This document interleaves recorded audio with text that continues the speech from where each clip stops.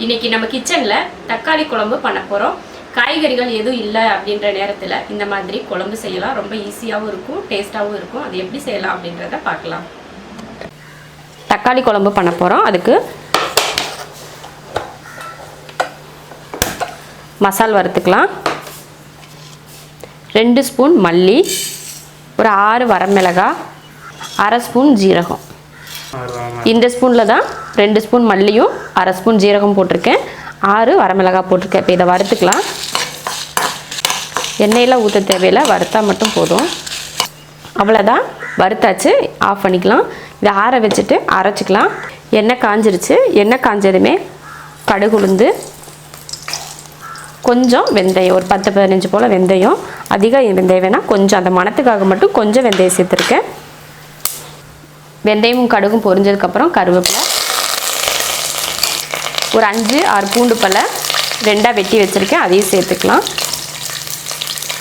அப்புறம் சின்ன வெங்காயம் நான் எடுத்திருக்கேன். சின்ன வெங்காயம் வந்து ஒரு 20-30 சின்ன வெங்காயத்தை இந்த மாதிரி கட் பண்ணி எடுத்து வச்சுருக்கேன், அதையும் சேர்த்துக்கலாம்.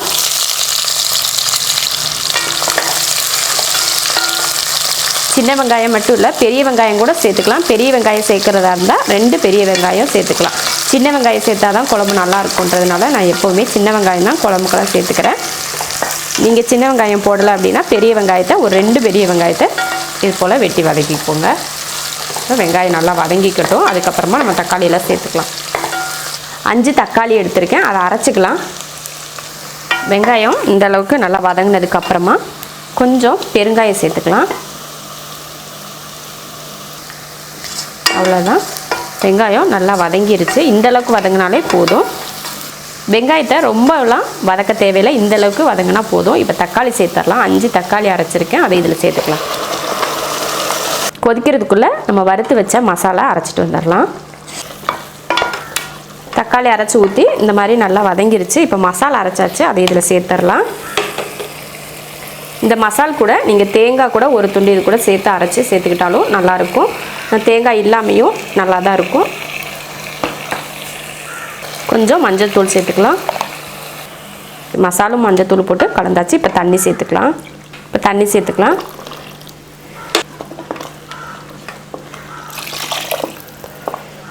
இப்போ தேவையான உப்பு சேர்த்துடலாம். இந்த குழம்புக்கு புளியெல்லாம் ஊற்ற தேவையில்லை, ஏன்னா தக்காளியே நம்ம அதிகமாக சேர்த்துருக்கிறதுனால புளிப்பாக இருக்கும். அதனால் எக்ஸ்ட்ரா புளியெல்லாம் சேர்க்க தேவையில்லை. இப்போ இந்த மசால் வாடை போகிறதுக்காக மட்டும்தான் ஒரு 4-5 நிமிஷத்துக்கு வேக வைக்க போகிறோம். இப்போ மூடி வச்சிடலாம். ஒரு 4-5 நிமிஷம் கழித்து ஓப்பன் பண்ணி பார்த்துக்கலாம். ஒரு 4-5 நிமிஷம் வேக வச்சு தக்காளி குழம்பு நல்லா கொதித்து எண்ணெய் தெளிஞ்சு வந்துருச்சு. நல்லா மசால் வடையெல்லாம் போய் வெந்திருக்கு. அவ்வளோதான், இப்போ குழம்பு ஆஃப் பண்ணிக்கலாம். ஆஃப் பண்ணியாச்சு. உங்களுக்கு இதில் புளி போடணும் அப்படின்னு நினச்சிங்கன்னா கொஞ்சமாக புளி எடுத்து கொதிக்கிறப்பையே கரைச்சி ஊற்றிக்கலாம். எங்களுக்கு வந்து தக்காளியில் இருக்க புளிப்பே சரியாக இருக்குது அப்படின்றதுனால புளியெல்லாம் சேர்த்துக்கலாம். உங்களுக்கு வேணும்னா நீங்கள் சேர்த்துக்கலாம். இந்த தக்காளி குழம்பு வந்து சாப்பாட்டுக்கு மட்டும் இல்லை, இட்லி, தோசை, அப்புறம் சப்பாத்தி எல்லாத்துக்குமே ரொம்ப சூப்பராக இருக்கும். இதே மெத்தடில் வெண்டைக்காய் போட்டு, பாவக்காய், முட்டை இதெல்லாம் போட்டு செஞ்சிங்கன்னா ரொம்ப நல்லாயிருக்கும்.